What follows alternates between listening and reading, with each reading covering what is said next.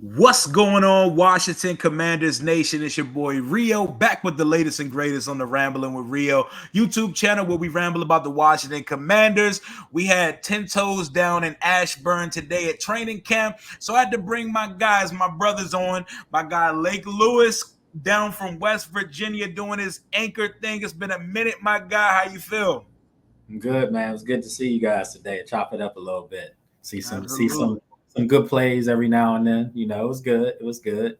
Hell yeah, the weather was sticky, but the fan vibes were immaculate. And I had to bring my guy Jalen. Whenever I'm at a Washington event, my boy is with me. How you feeling, my guy? What's up, man? Like I'm tired, man. I've been up since 6 a.m. I felt like I was on a player schedule today. So Stop that. yeah, it's crazy. So, like Rio said, it was sticky out there, but the grind never stops. So we out here to talk some football. So let's get to it. Let's get to it, man. Training camp. Day 3, Lake, you've been out there all week. How did today compare to the last 2 days? And who do you lean on the side of advantage today, offense or the defense? I'm gonna go offense today because I thought Sam Howell played really really well. Phenomenal. Yeah, he did. So if you can get your third string quarterback to make plays, then you got to say the offense had the better day. Yesterday clearly was the defense that had the better day. And Sam Howell didn't look as sharp yesterday. So to see him have a day of improvement against a defense that had outplayed them the day before, that's always a good sign. So, but yeah, I'm gonna say the offense won the day. Some of the receivers were making nice catches. It seemed like the middle of the field was open quite a bit today for the receivers. So, they just have to keep grinding away. And as we always keep telling everybody, it was just the third practice, and there are no pads. So for the people who are going to jump on here and hate and say, we too positive right now. Look, I mean, every team across the league right now is wearing shells on their helmets, and they don't have pads on. So it's not just crazy. Yeah, you still got to talk about what you see. And I saw guys competing, on both sides of the ball, and that's all you can ask for. Absolutely. Jalen, main observation, fan turnout was actually good today. There was more than 2 people at camp. We're not getting memed for the fan turnout. What was your main observation from our time in Ashburn today? The biggest observation from Ashburn today would probably be the defensive line, man. Like Lake said, the offense kind of got on them early in the session, especially with 7-on-7. Sure. I think there was only like one ball that hit the ground. I think it was the last ball of the session. But when the defensive line, when the big uglies got into the field, it was a couple balls that sailed, couple balls that went over some heads, couple YOLO balls that were thrown. And I think a lot of that had to do with the defensive line play. I know one play that stuck out in my head that I can remember vividly. It was like Deron Payne, like body slam Russ Stricer. And I know, like Lake said, like they're not even in pads or anything, but just off simple strength. Like it was like grown man strength. Maybe West needs to start hitting some weights in the offseason, the way that was looking. But that would probably be the biggest takeaway I had today. Like you said, though, the fan outcome was great. The fan interaction was great. The players actually stayed for a while. A lot of them stayed for about an hour after practice. So that would probably be the 2 things that I'll take away from training camp. It was a pretty good experience. Oh, yeah, it was a great experience. There was a lot of the captains, Jonathan Allen, Terry McLaurin stayed almost 90 minutes after practice to sign everybody that was there. Despite the fact that attendance was less than it usually is in Richmond, it felt like a good intimate setting, but at the same time, a good sized crowd. And my biggest takeaway was that the rookie class showed up and made its presence felt all over the place. With Gibson going through whatever he's going through, that's a mystery right now. He's an enigma. Brian Robinson's taking the workload as running back 1. With Logan Thomas missing probably an early portion of the season on the pup. John Bates set out today. Cole Turner ran tight end 1 the entire day. He got all the reps today.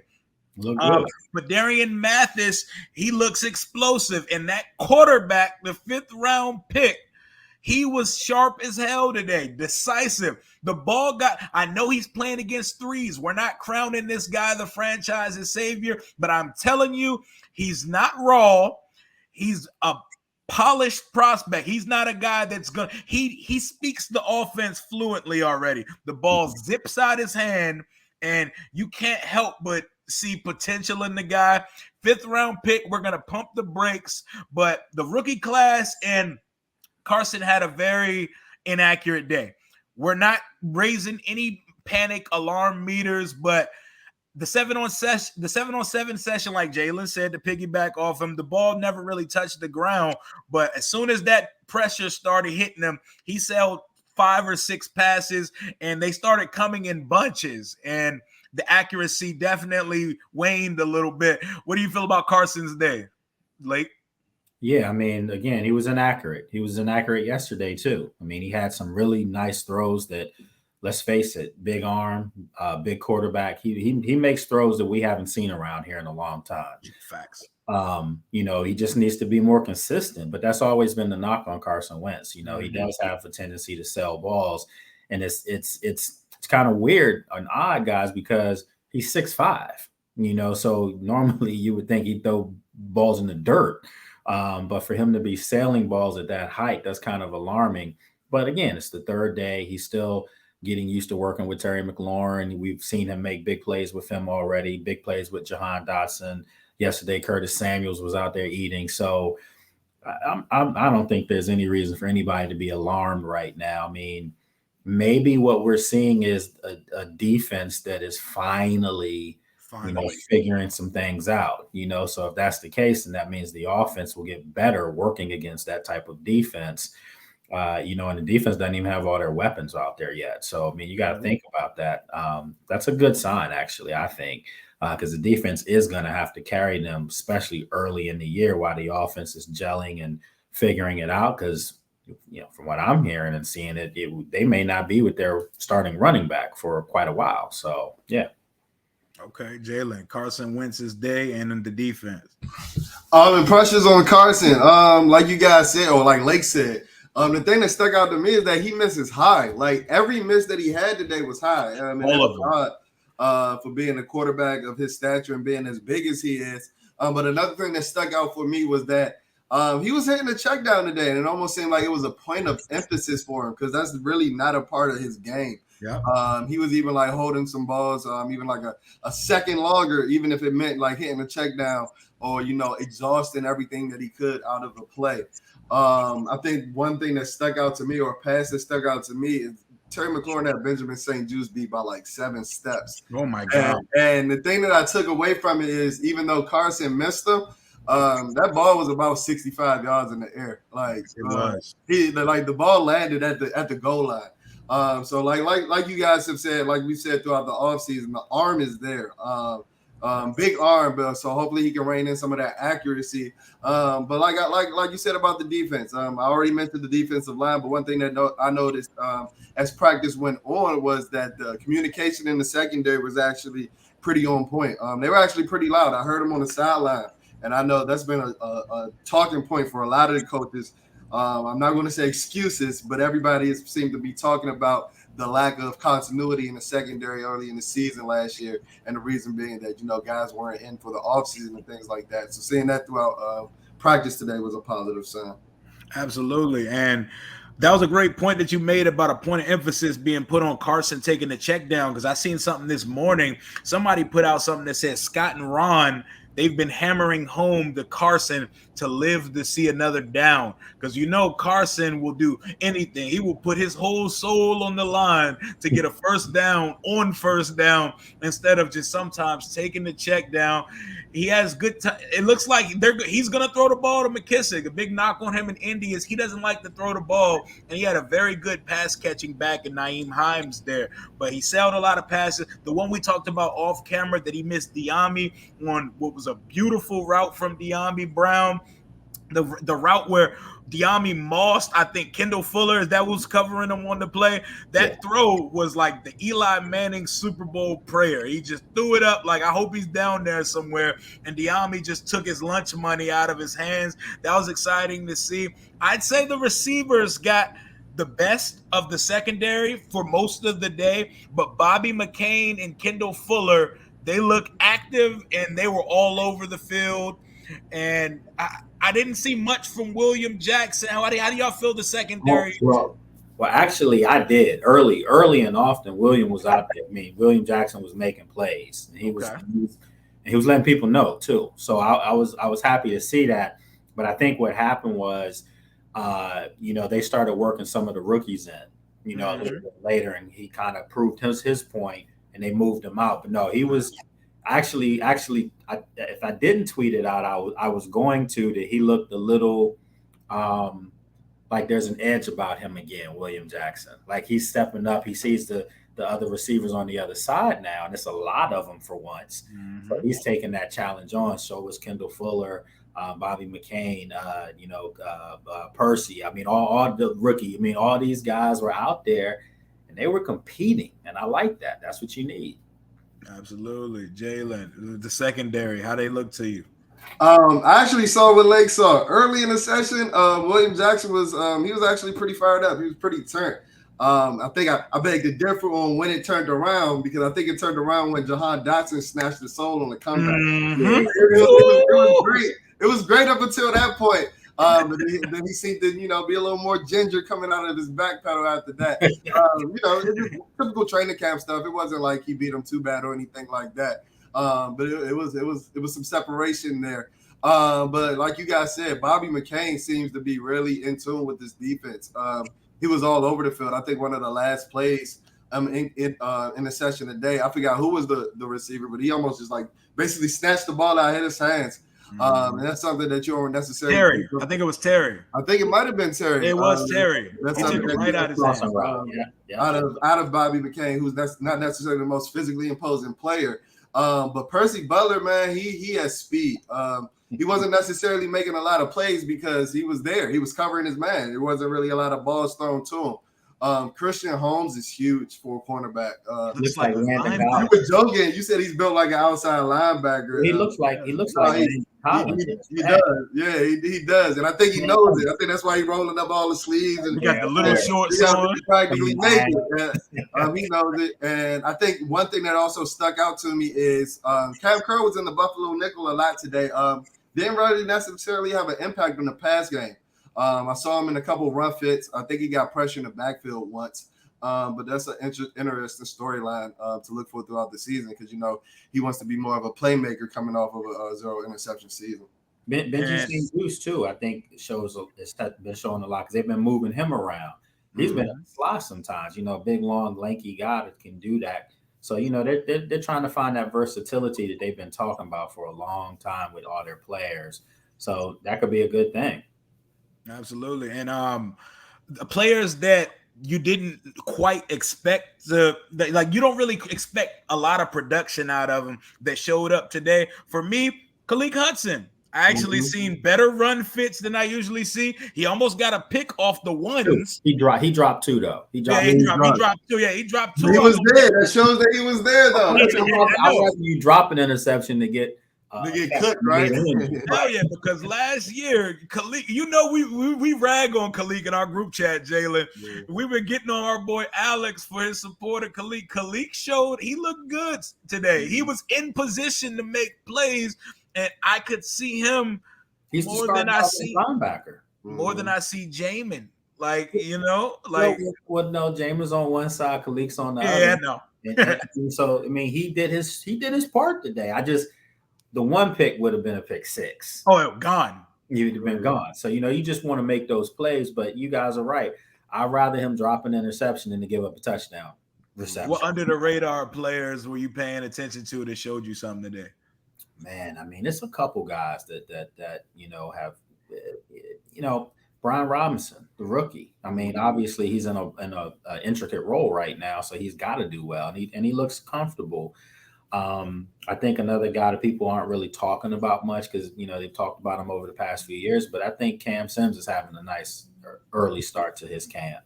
To be able to see De'Ami Brown do what he did in college, which is make plays downfield because they have a quarterback that can put the ball down the field. Don't forget what he can add to the wide receiver room too. So you got 5 receivers, legit 5 receivers. And then you're going to have to figure out, you keeping 6, what are you going to do? Is a Dak Milne going to be there or something like that? So they've got some things, but as far as some other undercover guys, Christian Holmes, I mean, yeah, man. I mean, to me right now, he already made the team. Big boy, man. I mean, he looks the part. He looks like Booby Miles. And he nasty. He got a little chip on his shoulder, and I love that because he doesn't look like a guy that feels like he belongs. He's out there making plays. So again, it's going to be interesting to see how these guys look in pads. How they doing pads. But Turner, Cole Turner out there making plays, and the backup tight ends were out there making plays. Yeah, absolutely. So listen, man, it's some guys there. Oh, I'll tell you another guy that has impressed me quite a bit so far. And that's that's the kid they drafted out of Alabama to replace Deron Payne. That's my answer, Lake. That was my answer. Listen, he was out there today. And I'm gonna say this, not to stir the pot here. Deron has always been more laid back, chill with it. Even when he makes plays on the field, he's just not demonstrative. Nah, he was fired up today. Yeah, but the other guy, to me, was Matthias. He has a little motor on him, man. Boy, Fedarian, that's a big dude too. He's huge. Yeah, he has a motor on him. Knocked a couple balls down, pushed the pocket back a little bit. I mean, if that's not enough to get Deron fired up, I don't know. Maybe you shouldn't be here. So, but that's more rotation. So, he's more or less the guy that's going to be the replacements for Tim Settle and Matt Ioannidis. And now it's just one less body you have to worry about rotating in. So I think you might see guys get lathered up a little bit more because it's going to be less rotation, and guys can get more reps, which is always a good thing. All right, Jalen, you still gonna go with Mathis, or I'm still gonna go with Mathis because he made his presence felt today. He like Lake said, it was a couple batted balls. One of them he batted from Kaneki. It was like a Giannis block. Like you heard it throughout the entire facility. It was crazy. And he's built differently than the rest of the defensive tackles. He was held coming out of Alabama as somebody that engages blockers, and like you say, he's big. He's wide. With very long arms. And coming off the field, he was a mountain of a man, pretty big dude. Other than that, though, Derek Forrest, while he looked pretty good today, I think that the safeties behind him present a little bit more in the athletic department. So I think that's a position to look at. But he was getting a lot of reps with the ones today, and didn't really necessarily have any bad plays. So I think that's a position to look out for sure. Yep, and to close this out, how many games are we predicting Chase Young to miss? Because it looks like he may get that designation and miss the first 6 weeks of the season. I'm not trying to stir anything either, but the walk doesn't look all the way back yet. And it looks like, and it sounds like, based on Ron and the attitude he shows every time he's asked about it, he's going to miss some games this year. How much time do we think Chase Young's going to miss? I don't think they're going to put him on the PUP list at all. And I say that because if let's just say he's not ready in 2 weeks, but he could be ready in 3 weeks. So if you put him on PUP list, he's got to wait now all those weeks. So I just don't see them doing it.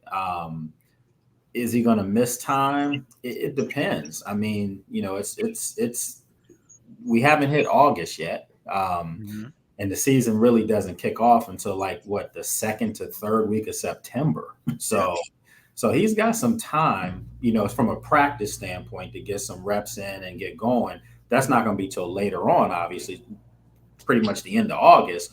But yeah, I mean, it's unfortunate, man, because this is another situation here. I know they're trying to change the regime and everything, and the doctors and stuff, but it just seems like when guys get hurt here, their comeback isn't normal. It never is. It's never. We see guys in other parts of the NFL. Look, Odell Beckham got hurt in the freaking Super Bowl, and there's talk that he's going to be playing early in the season. Man, that's what I'm saying. But a guy gets hurt here, and it's he might miss the season the next year, from his recovery. So I don't know what that's about. Him and Logan, they just look really gimpy to me. Like they do. They both look like they're far away. Jalen. But you know what? When we see them, they've worked out already on the field. Yeah. Okay. Oh, true. You're right. So maybe it's just a little bit of, just they're fatigued a little bit, Mm-hmm.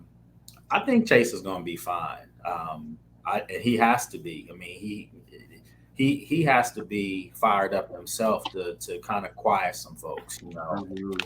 We just talking a year and a half ago, the guy was the NFL Defensive Rookie of the Year. Mm-hmm. And last year, obviously, had his struggles before the injury, and people are, this guy's a bust. And I'm like, that's the most asinine thing I've ever heard. He's going in his third year, and he's already got a great accolade under his belt. But yeah, he's got to step. He's got to step it up. But you use this time now, not just to work on your, coming back from the injury, but this is a time where he can learn technique that he's going to need. When he gets back out on the field. But I think he's going to be back. I do. Okay, Jalen. Like Lake said, I don't think they're going to put him on PUP because after that, like if he's healthy and you need him, you can't use him until week 6.